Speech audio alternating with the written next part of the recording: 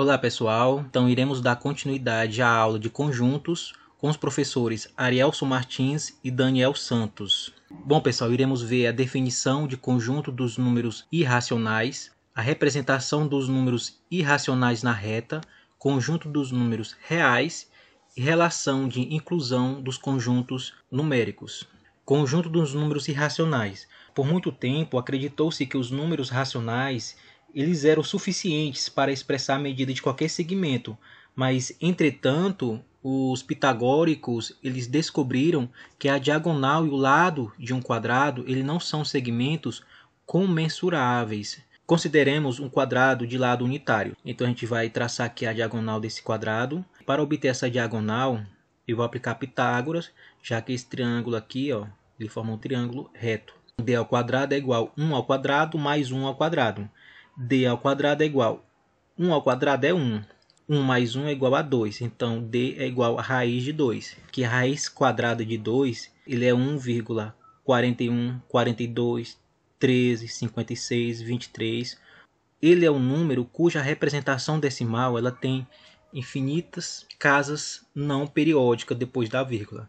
O raiz de 2 ele não é um número racional. A definição de conjunto dos números irracionais.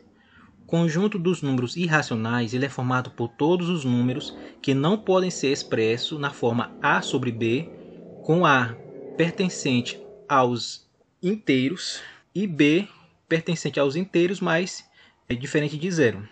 Dessa forma, os números irracionais são aqueles cuja representação decimal não é finita e não é uma dízima periódica. Além do raiz de 2, há infinitos números irracionais. Então a gente vai ver aqui alguns números irracionais. São números que não podem ser escritos na forma A sobre B e a sua divisão não é uma dízima periódica. Observa aqui, ó, 0,60, 600, 6.000, 60.000 e assim por diante. A gente percebe, pessoal, que aqui não há períodos. Observe que em que a quantidade de zeros que sucede imediatamente cada dígito 6 aumenta indefinidamente. Esse número aqui ele é um número irracional. A raiz quadrada de um número natural que não é quadrado perfeito, ele também é um número irracional. O raiz de 3, o raiz de 5, o raiz de 6, o raiz de 27. O raiz de 3 ele é igual a 1,73, 20, 50, 80, 76. Aqui não tem períodos, né? Em nenhum momento os números vão se repetir, uma sequência vai se repetir. Então, quando isso acontece, são os números irracionais. O mesmo acontece com a raiz de 5, que é igual a 2,23, 60, 67, 97, 75, e a gente percebe que em nenhum momento uma sequência vai se repetir. Com isso, a raiz de 5 ele é um número irracional. O mesmo acontece com a raiz de 6, que é igual a 2,44, 94, 85, 74, 28, e ele não é uma dízima periódica. Não há períodos nesse resultado. E o mesmo com a raiz de 27. Né? A gente observa aqui que não há períodos, não é uma dízima periódica. O π, pessoal, ele será igual ao que? A razão entre o comprimento da circunferência dividido pelo diâmetro, ou seja, que é o comprimento da circunferência, 2πr, sobre o diâmetro, é 2 vezes o raio, que é igual 2 dividido por 2, o raio divide por raio, né? Então o que é que vai sobrar? Apenas o π. O π ele é igual a 3,14, 15, 92, 65, 35. Ele é um número que tem infinitas casas decimais não periódicas. Bom, pessoal, agora a gente vai dar continuidade falando agora sobre representação dos números irracionais na reta. E há um procedimento geométrico que permite representar alguns números irracionais na reta ordenada com o uso de um compasso. Bom, pessoal, vamos aqui analisar que nós temos uma reta numérica, certo? Imagine aqui o eixo X. A partir do ponto 0 aqui, ó, imagine aqui um eixo Y. A gente vai formar aqui um quadrado, medindo 1. Então aqui eu tenho um quadrado, vou traçar a diagonal. Desse quadrado eu vou formar um ângulo reto aqui. Então aqui tem um triângulo retângulo. É aplicar o teorema de Pitágoras, onde a diagonal ao quadrado é igual a 1 ao quadrado mais 1 ao quadrado. 1 ao quadrado é 1, mais 1 ao quadrado é 1. 1 mais 1 é igual a 2. Então, essa diagonal é raiz de 2. Vou colocar a ponta seca do compasso no zero, tá certo? E a outra ponta aqui, ó, exatamente nesse vértice aqui, ó. E com isso eu vou, ó, descer aqui até tocar a reta. Quando eu tocar a reta, exatamente esse ponto é o raiz de 2. Mesma coisa, com o compasso eu giro para o outro lado. E vou encontrar quem? Menos a raiz de 2 aqui, ó. O raiz de 3 na reta, com essa diagonal que temos aqui, pessoal, eu vou formar um ângulo reto, traçando aqui um segmento de reta de 1 centímetro, formando um ângulo reto com essa diagonal que eu encontrei. Quando eu formar 1 centímetro, eu vou traçar o segmento de reta desse ponto aqui até a origem. Como eu tenho um triângulo retângulo, eu posso aplicar o teorema de Pitágoras.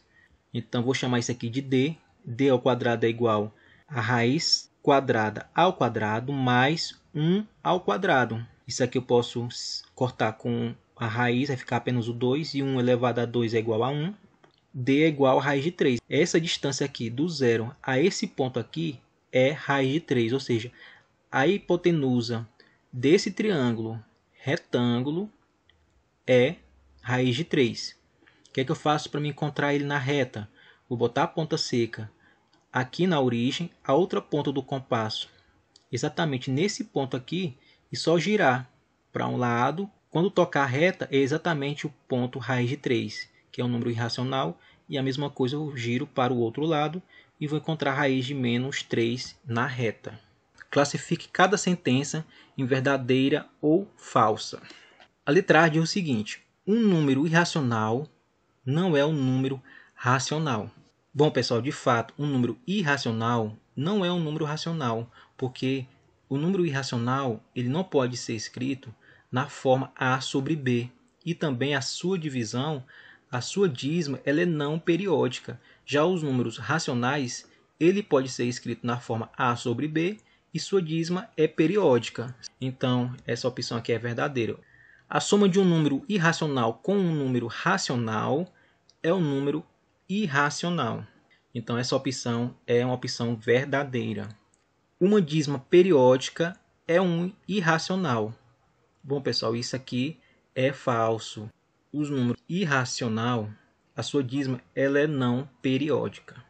Então, pessoal, o professor Arielso vai dar continuidade à aula falando mais sobre conjuntos. Bom, pessoal, continuando a aula, agora vamos para o conjunto dos números reais. Ou seja, a reunião do conjunto dos números racionais com dos números irracionais resulta no conjunto dos números reais, representada por R. Se marcarmos na reta ordenada os números racionais e os números irracionais, preencheremos totalmente a reta, que passará a se chamar reta real ou reta numérica.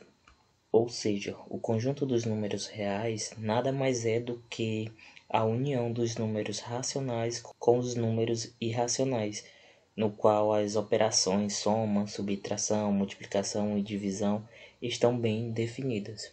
E aqui temos a representação dos números reais em uma reta, em que podemos observar que temos os números inteiros, temos os números naturais, temos os números irracionais e também temos os números racionais.